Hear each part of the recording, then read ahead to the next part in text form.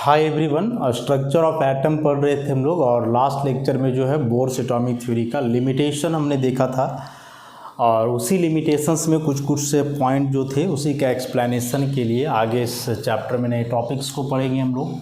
जैसे पहला ही लिमिटेशन जो था उसमें कि बोर्स जो है वह इलेक्ट्रॉन के पार्टिकल नेचर को एक्सप्लेन करते हैं काफ़ी अच्छे तरीके से, लेकिन इलेक्ट्रॉन वेव नेचर को भी पोजेज करता है। कब और कैसे इसका एक्सप्लेनेशन उन्होंने नहीं दिया, तो उसी का एक्सप्लेनेशन है। मतलब जो अभी का टॉपिक होगा हम लोग का वह है dual nature of matter, de Broglie hypothesis. De Broglie hypothesis, dual nature of matter, de Broglie hypothesis क्या है समझते हैं इसको। काफ़ी इंपॉर्टेंट थ्योरी है और बताया कि आप पूरा टॉपिक के लिए जो है क्लास 12 फिजिक्स में आप अलग से चैप्टर पढ़ोगे इस डुअल नेचर को लेकर के। जो इलेक्ट्रोमैग्नेटिक रेडिएशन के बारे में हमने पढ़ा, इलेक्ट्रोमैग्नेटिक रेडिएशन के बारे में जो पीछे हमने पढ़ा, उसमें से इलेक्ट्रोमैग्नेटिक रेडिएशन को कैरेक्टराइज करने के लिए कुछ टर्म्स पढ़े थे, जैसे वेवलेंथ, फ्रीक्वेंसी, वेव नंबर, और ये सारे टर्म्स बतलाते हैं कि ये जो इलेक्ट्रोमैग्नेटिक रेडिएशंस हैं ये वेव है। और इसी इलेक्ट्रोमैग्नेटिक रेडिएशन के वेव नेचर को एक्सप्लेन करने के लिए या कन्फर्म करने के लिए कई फेनोमेनन हैं, जैसे इंटरफेरेंस, डिफ्रैक्शन, पोलराइजेशन। इन सारे टॉपिक्स को आप क्लास 12 फिजिक्स में डिटेल में पढ़ोगे, क्योंकि जिस टॉपिक के लिए पूरा चैप्टर पढ़ना है उस टॉपिक को ऐसे शॉर्टकट में बता करके चलना थोड़ा मुश्किल है। इसलिए चीज़ों को इग्नोर करते हुए बस ध्यान में रखोगे कि यदि कोई वेव है तो उस वेव के लिए ये सारे फेनोमेनन होते हैं। ये सारे फेनोमेना जो है एग्जिबिट करता है कोई वेव। साथ ही साथ यही इलेक्ट्रोमैग्नेटिक रेडिएशन के लिए हमने फोटो इलेक्ट्रिक इफेक्ट पढ़ा, फोटो इलेक्ट्रिक इफेक्ट पढ़ा। इसी के लिए हमने ब्लैक बॉडी रेडिएशन पढ़ा, ब्लैक बॉडी रेडिएशन पढ़ा। इसी के लिए जो है हमने पढ़ा नहीं है, आगे पढ़ोगे, कॉम्पटन इफेक्ट, कॉम्पटन इफेक्ट ऐसा। तो ये सारे जो थ्योरीज हैं, ये सारे जो टर्म्स हैं, ये एक्सप्लेन करते हैं इलेक्ट्रोमैग्नेटिक रेडिएशन के पार्टिकल नेचर को। अब इसमें से कॉम्पटन इफेक्ट वगैरह आगे पढ़ोगे तो फिर जानोगे इसके बारे में। इसके पहले जो ब्लैक बॉडी रेडिएशन जैसे हम लोग पढ़े, तो ब्लैक बॉडी रेडिएशन में जो पढ़े थे कि रेडिएशन इमिट होता है किसी भी बॉडी से, तो वह लगातार नहीं होता है बल्कि discontinuously in the form of small energy packets, जो कि हम लोग प्लैंक्स क्वांटम थ्योरी में पढ़े।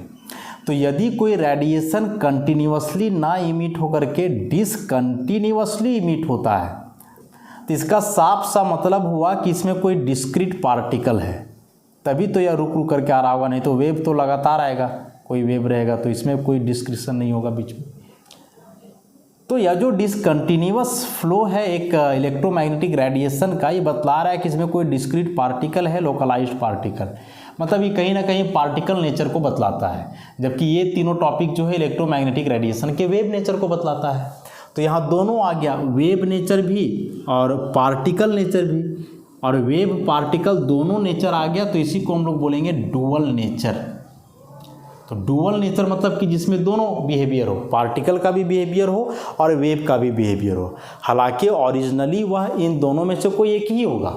जैसे electromagnetic radiation is purely a wave, या एक प्योर वेव है, तो है वेव, लेकिन वह प्रॉपर्टी पोजेज कर रहा है पार्टिकल का। तो दोनों में से कोई एक ही चीज़ रहेगा, लेकिन दूसरे चीज़ का भी प्रॉपर्टी वह पोजेज करेगा। तो इसी को हम लोग डुअल नेचर बोलेंगे, मतलब कि दोहरा व्यवहार, दोहरी नीति ऐसे करके बोल सकते हैं इसको। तो जब ऑब्जर्वेशंस हुए कि नहीं, जो इलेक्ट्रोमैग्नेटिक वेव है वह वेव तो है ही, और वेव के साथ ही साथ वह कुछ कुछ पार्टिकल नेचर को भी पोजेज करता है, मतलब कि light wave poses dual nature. Simply Einstein ने एक्सप्लेन करा काफ़ी अच्छे से इन चीज़ों को।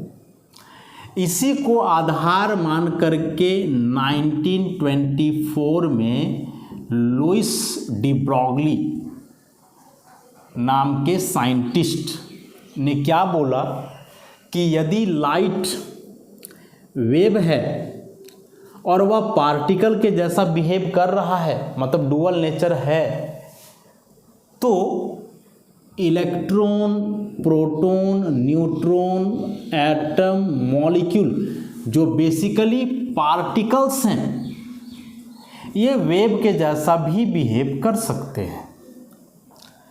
यहाँ क्या बोले कि लाइट वेव है जो पार्टिकल के जैसा बिहेव कर रहा है, उसका प्रॉपर्टी पोजेज कर रहा है, तो इलेक्ट्रॉन, प्रोटॉन वगैरह जो कि ऑलरेडी पार्टिकल है वह वेव के जैसा भी बिहेवियर करेगा।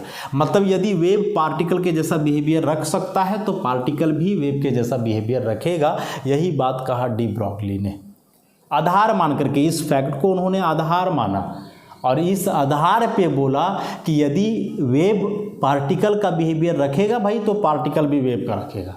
साफ सी बात। तो यही डी ब्रॉगली देखो, हाइपोथेसिस का मतलब होता है एक विचार, काल्पनिक बात।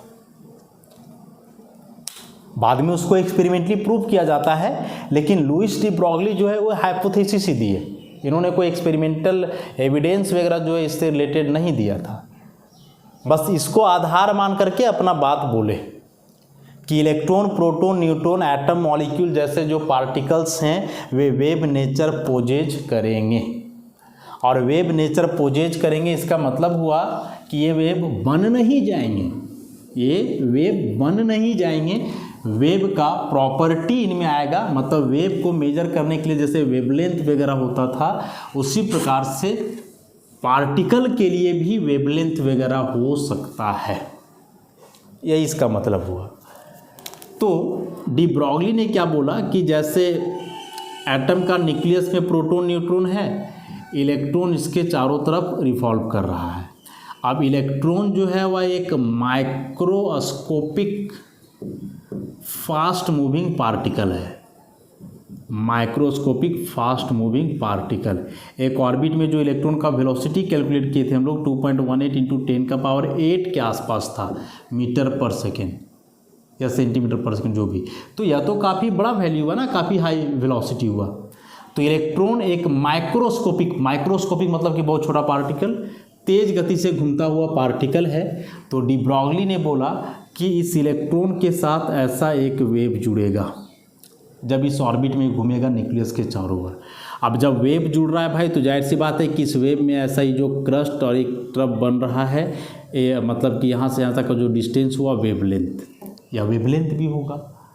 तो डी ब्रॉगली ने बोला कि एक fast moving material particle, not microscopic, कोई नॉर्मल पार्टिकल भी हो सकता है, तो एक फास्ट मूविंग मटेरियल पार्टिकल के साथ हमेशा कोई ना कोई वेव एसोसिएट होगा, और जो वेव एसोसिएट होगा उसके साथ जुड़ेगा, उस वेव का वेवलेंथ इन्वर्सली प्रोपोर्शनल होगा पार्टिकल के मोमेंटम का। तो यदि इलेक्ट्रॉन के लिए बात करोगे तो यहाँ इलेक्ट्रॉन का जो मोमेंटम है उसके इन्वर्सली प्रोपोर्शनल होगा इसके साथ जुड़ने वाला वेव का वेवलेंथ। अब इस प्रोपोर्शनलिटी को हटाओगे तो यहाँ एक कांस्टेंट दोगे, कांस्टेंट आता है h/p। तो इसमें से this lambda is called D Broglie wavelength, या इसी को हम लोग बोलेंगे वेवलेंथ ऑफ मैटर वेव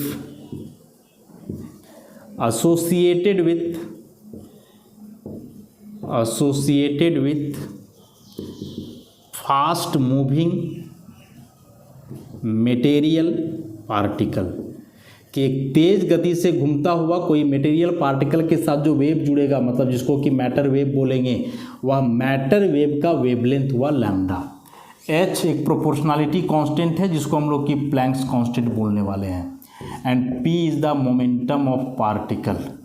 अब मोमेंटम जो है वह mass into velocity, linear momentum लेकर के हम लोग चलेंगे यहाँ। तो लीनियर मोमेंटम में मास इंटू वेलोसिटी लिखते हैं, तो लैम्डा इक्वल टू h/mv। अब यहाँ से आप समझो, ये तो कांस्टेंट ही है, v वेलोसिटी है। वेलोसिटी पार्टिकल के लिए भी हो सकता है, वेव के लिए भी हो सकता है, लेकिन यह जो मास है यह तो प्योरली पार्टिकल नेचर को बतलाता है। ये जो वेवलेंथ है ये प्योरली वेव नेचर को बतलाता है। अब यही वेव और पार्टिकल नेचर देखो दोनों एक दूसरे से यहाँ रिलेट किए हुए हैं।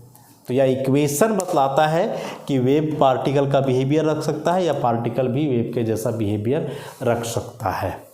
और यही जो इक्वेशन है लैम्डा बराबर h/p कहलाता है डी ब्रॉगली रिलेशनशिप, या इसी का दूसरा फॉर्म है लैम्डा बराबर h/mv। Very very important. तो है क्या डी ब्रॉगली हाइपोथेसिस, समझ गए? डी ब्रॉगली के मन में एक आइडिया आया बेसिकली लाइट के नेचर को देख करके, कि लाइट ओरिजिनली एक वेव है, वेव के प्रॉपर्टी को शो करता है, क्योंकि लाइट का इंटरफेरेंस हो सकता है, उसका डिफ्रैक्शन हो सकता है, पोलराइजेशन हो सकता है।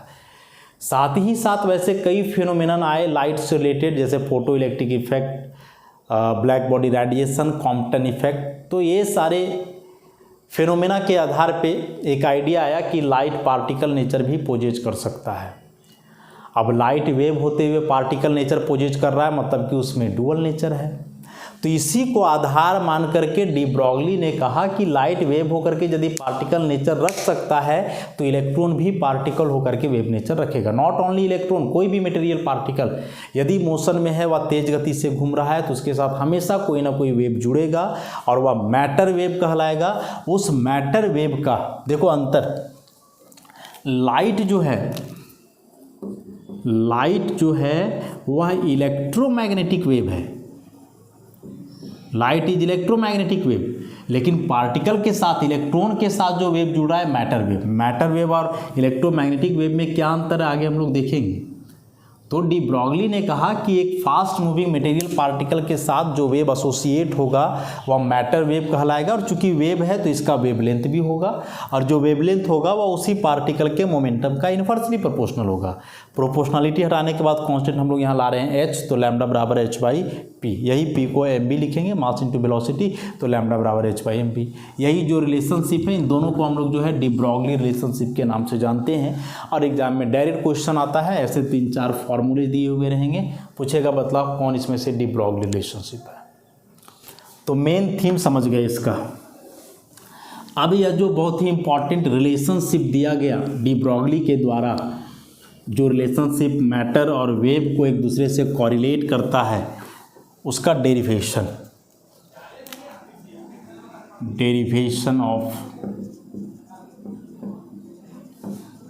लैम्डा इक्वल टू h/p या लैम्डा इक्वल टू h/mv।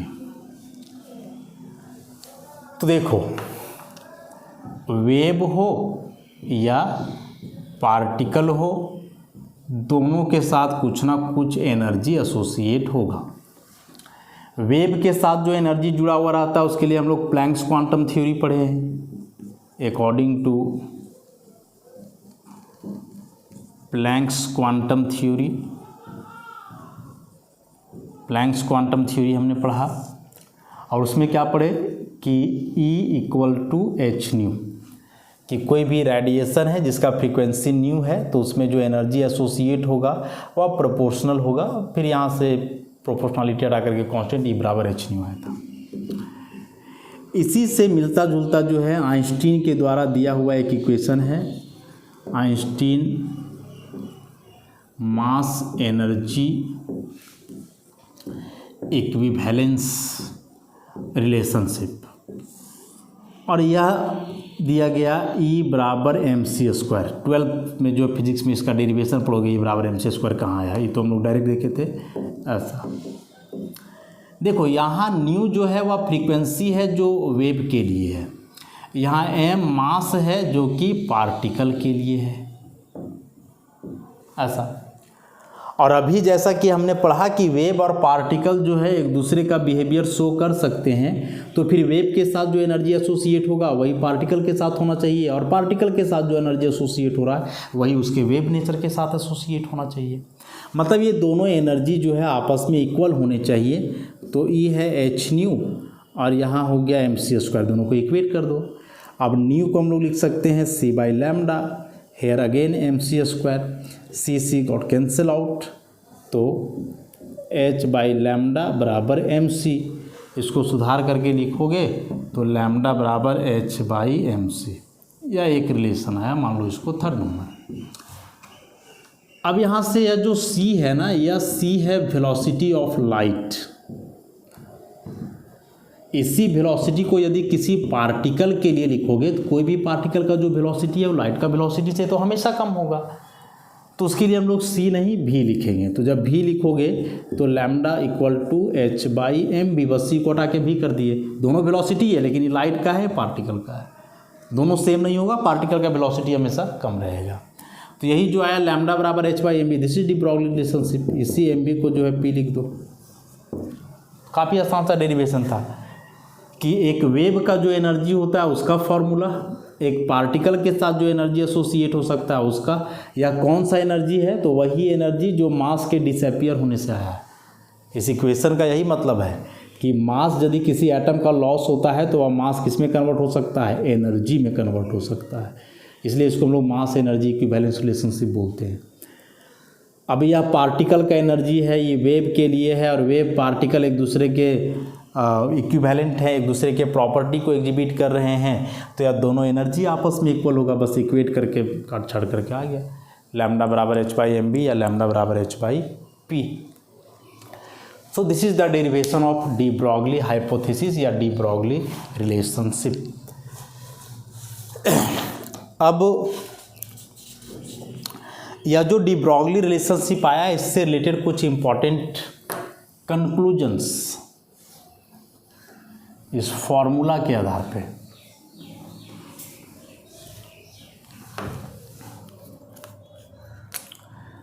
ये जो लैम्डा बराबर h बाई पी लिखा हमने, या फिर lambda equal to h by M भी, इससे कुछ इंपॉर्टेंट कंक्लूजन्स ला सकते हैं।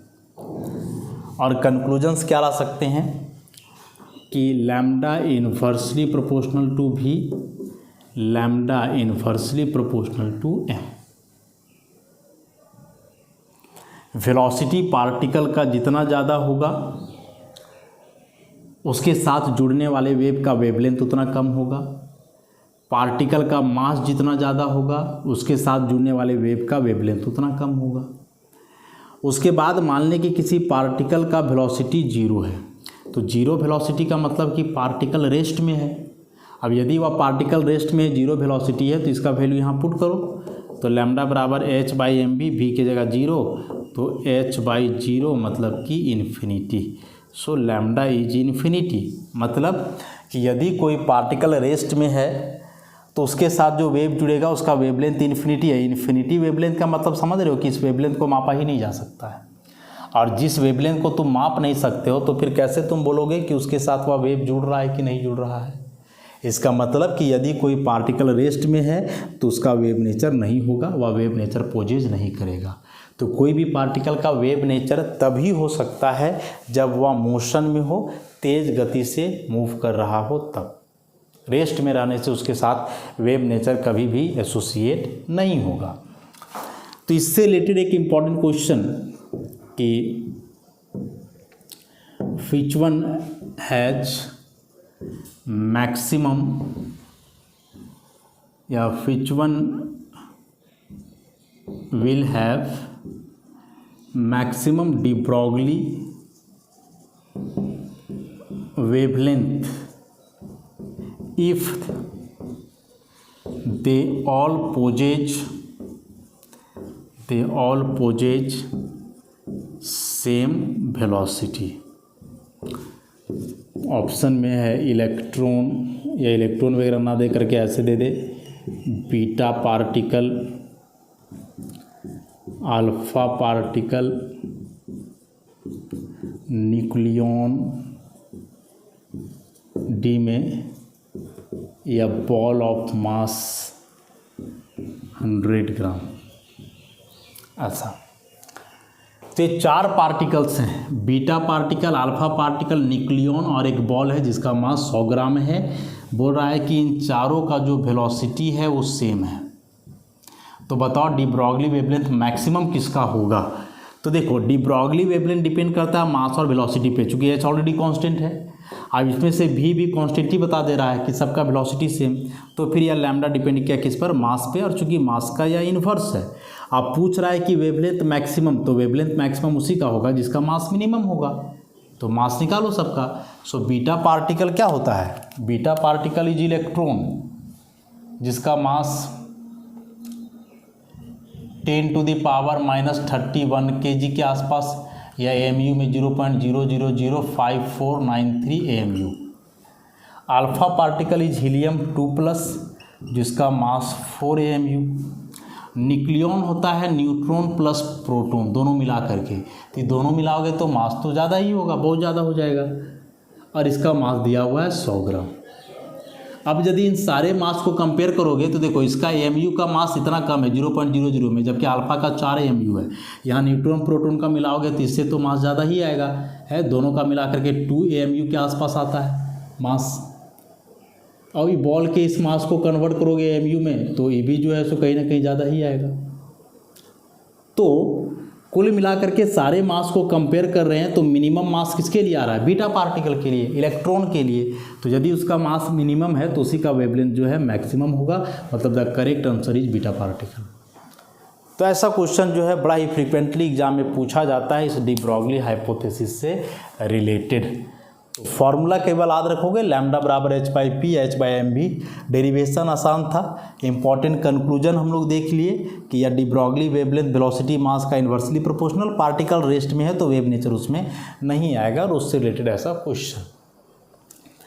अब एक इम्पॉर्टेंट बात और कि डी ब्रॉगली ने जो ये कहा कि कोई मटेरियल पार्टिकल यदि तेज गति से घूम रहा है तो उसके साथ एक वेव एसोसिएट होगा, मतलब कि वह वेव नेचर पोजेज करेगा। तो बात का वैलिडिटी क्या है, वैलिडिटी क्या है, मतलब कहाँ तक वैलिड है यह बात है, मतलब कि significance of this de Broglie hypothesis. देखो तो डी ब्रॉगली ने जो कहा डुअल नेचर वाला बात, यह डुअल नेचर एप्लीकेबल है, लागू होता है टू ऑल मटेरियल पार्टिकल्स, सारे मटेरियल पार्टिकल्स के लिए ये बात लागू होता है, चाहे वह मटेरियल पार्टिकल माइक्रोस्कोपिक हो या मैक्रोस्कोपिक हो, यानी बहुत छोटे पार्टिकल्स हों इलेक्ट्रॉन प्रोटॉन न्यूट्रॉन के जैसा, या फिर बड़ा पार्टिकल हो, आदमी जानवर कोई बड़ा सा पत्थर बॉल, ऐसे करके सबके लिए लागू होता है, सबके लिए एप्लीकेबल है। एप्लीकेबल मतलब लागू होना। लेकिन इस बात का जो महत्व है, सिग्निफिकेंस है, वह केवल और केवल माइक्रोस्कोपिक पार्टिकल के लिए है। दो बात बोल रहे हैं, एप्लीकेबल सबके लिए है लेकिन इसका महत्व केवल माइक्रोस्कोपिक पार्टिकल के लिए, बहुत छोटे पार्टिकल के लिए, like electron proton neutron atom molecule, ऐसे पार्टिकल के लिए है। तो सबसे पहले इन दोनों वर्ड का मतलब समझो ना, लागू होना और महत्व होना।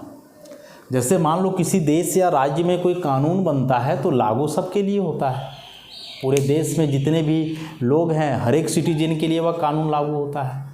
लेकिन क्या उसका महत्व सबके लिए है? नहीं है। महत्व उसी के लिए जो उसको फॉलो करता है। नहीं फॉलो करने वाले में सबसे पहले कानून बनाने वाले हैं नेता, जो राजनेता होते हैं। तो लागू सबके लिए हुआ, लेकिन इस कानून का कोई महत्व नहीं है उन राजनेताओं के लिए। तो एप्लीकेबल उनके लिए भी था लेकिन सिग्निफिकेंस उसके लिए उसका कुछ नहीं है। उसी प्रकार से यह डुअल नेचर वाला बात सबके लिए लागू होता है, पार्टिकल बहुत छोटा हो या बहुत बड़ा हो सबके लिए लागू है, लेकिन इसका महत्व सबके लिए नहीं है। इसका महत्व केवल और केवल माइक्रोस्कोपिक पार्टिकल के लिए, लाइक इलेक्ट्रॉन प्रोटॉन न्यूट्रॉन। तो अब प्रश्न आता है कि क्यों इलेक्ट्रॉन प्रोटॉन वगैरह के लिए ही लागू है, एक बड़ा पार्टिकल के लिए लागू क्यों नहीं होता है? तो इसको एक एग्जाम्पल से हम लोग समझेंगे।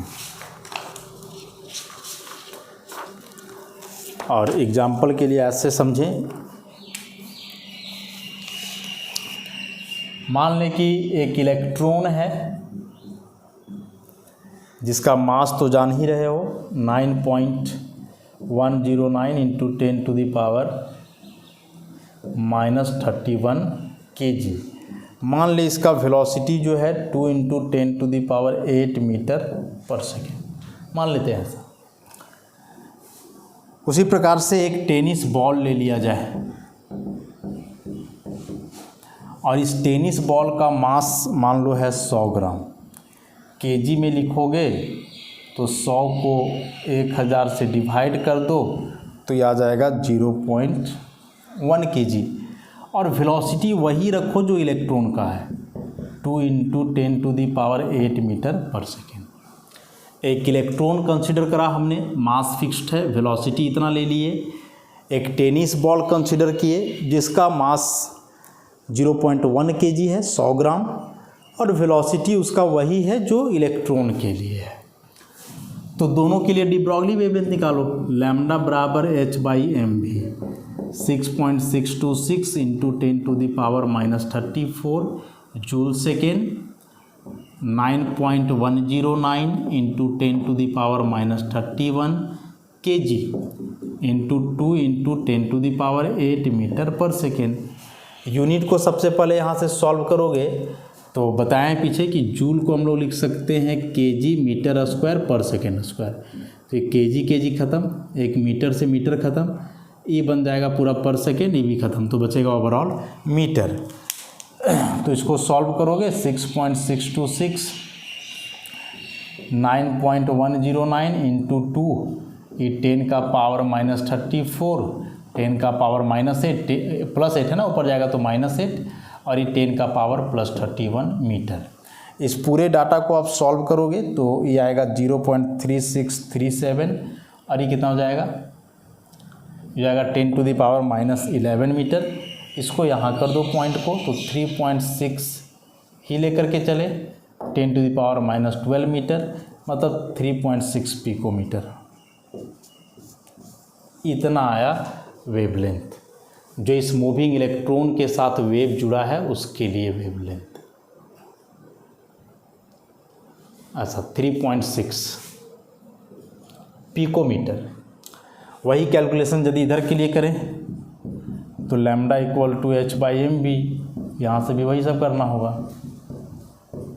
-34 जूल को लिखो केजी मीटर स्क्वायर पर second square into second. Mass इस बार है 0.1 kg, 2 into 10 to the power 8 meter पर सेकेंड। यूनिट्स यहाँ से भी वैसे ही कटेंगे ऐसे, और इसको भी सॉल्व करोगे तो 6.626, 0.1 को 1 ही लिखो, पॉइंट के बदले ऊपर 10 लगा देंगे, तो यहाँ 2 बचा, तो 10 to the power -34, 10 to the power -8 into 10 to the power, या 10 ही पॉइंट के बदले वहाँ मीटर। इसको सॉल्व करोगे 3.313 इंटू 10 टू द पावर कितना आएगा, ये हो गया -42, तो इधर -41 मीटर। इसको लिखो 3.313 into 10 to the power -29 into 10 to the power -12 meter. तोड़ करके अभी जो 10 टू द पावर -12 मीटर है, दिस इज पिकोमीटर, तो ये आ गया 3.313 into 10 to the power -29 picometer. ऐसा। तो अब जो ये दो वेवलेंथ कैलकुलेट किए गए, एक बॉल के लिए और एक इलेक्ट्रॉन के लिए, जिसमें दोनों के वेलोसिटी को सेम रखा गया था, अंतर था केवल किसका, मास का। यदि हम लोग 3 ही लेकर के चले तो यहाँ 3 पिकोमीटर आया, जबकि यहाँ है 3 into 10 to the power -29 picometer. ऐसे यह 3 पिकोमीटर जो है ना, एक मेजरेबल वैल्यू है। इस वेवलेंथ को मेजर किया जा सकता है, इस वेवलेंथ को मापा जा सकता है। लेकिन यह जो वैल्यू है 10 to the power -29, this one is too small value. Too small value मतलब कांट बी मेजर्ड, क्योंकि जितने भी नॉन इलेक्ट्रोमैग्नेटिक वेव्स हैं, किसी वेव का वेवलेंथ इतना कम नहीं होता है, वेवलेंथ रेंज से आउट है। जैसे इलेक्ट्रॉन का मास था, लेकिन 10 का पावर -31, तुम लोग बोलते थे इसका कोई मास ही नहीं है, मासलेस पार्टिकल है। उसी प्रकार से यहाँ कि वेवलेंथ जुड़ा, लेकिन इतना कम जुड़ा कि इस वैल्यू को मेजर करना पॉसिबल नहीं है। और जब आप वेवलेंथ ही मेजर नहीं करोगे तो फिर कैसे बोलोगे, कि उसके साथ वेव जुड़ा या नहीं जुड़ा।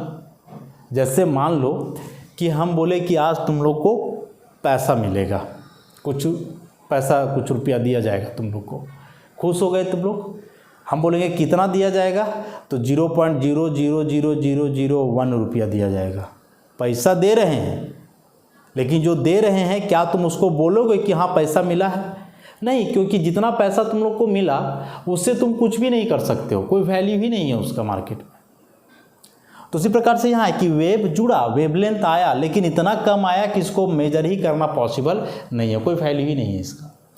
तो यदि हम लोग एक बड़ा पार्टिकल लिए तो उस बड़ा पार्टिकल का मास अधिक होने के चलते जो मैटर वेव का वेवलेंथ आया वह बहुत छोटा आया, जिसको मेजर नहीं कर सकते हैं। इसलिए बोलेंगे कि इसके साथ वेव नहीं जुड़ा होगा, कोई महत्व ही नहीं है उसके लिए।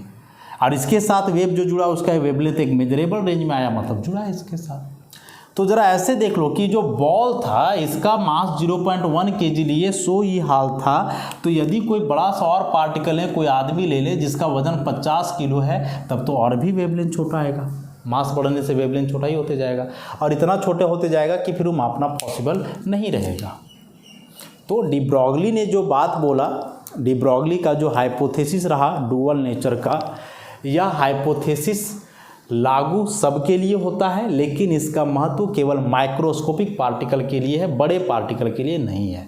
क्योंकि जो मैक्रो बॉडीज हैं उनका मास अधिक होने के चलते उसके साथ जो वेव जुड़ेगा उसका वेवलेंथ इतना कम होगा कि मापना पॉसिबल नहीं है। अच्छा, ये जो यहाँ वेलोसिटी को सेम किए ये भी प्रैक्टिकली पॉसिबल नहीं है। कोई टेनिस बॉल इस स्पीड से कभी मूव ही नहीं कर सकता है, कभी नहीं। तो एक तो वेलोसिटी भी जो है इसका इतना ज़्यादा नहीं होगा, मास भी ज़्यादा हो जा रहा है, तो वेवलेंथ बहुत छोटा आ जाएगा। इसीलिए मैक्रो बॉडीज के लिए इसका कोई महत्व नहीं है, माइक्रोस्कोपिक पार्टिकल के लिए जो है या लागू है उसी के लिए इसका महत्व भी है। तो यही था डी ब्रॉगली हाइपोथेसिस। बेहद इंपॉर्टेंट टॉपिक है, नोट्स में अच्छे से लिखा हुआ है, उसको पढ़ोगे आप याद करोगे। इसी टॉपिक में कुछ पॉइंट्स और हैं, एक्सपेरिमेंटल वेरिफिकेशन वगैरह कि इलेक्ट्रॉन वेव का काम कैसे करेगा, एक्सपेरिमेंटली इसको कैसे वेरीफाई करेंगे हम। तो इन सारे टॉपिक्स का जो है एक्सप्लेनेशन नेक्स्ट लेक्चर से करेंगे। आज के लिए इतना ही, धन्यवाद।